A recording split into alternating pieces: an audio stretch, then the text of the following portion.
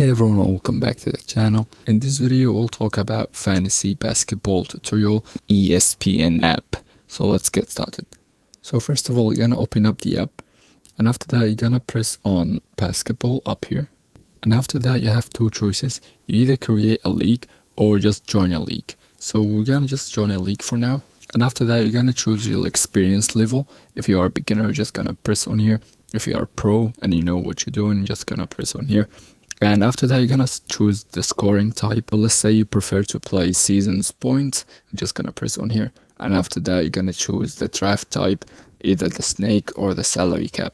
And after that, you're gonna press on join. And after that, you're just gonna wait for the draft to open. It's just gonna take around 2 minutes. And you have to be careful. Whenever the draft opens, you have to be online just to choose the players that you wanted to play with.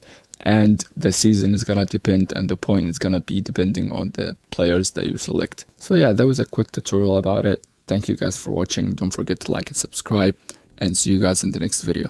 Cheers.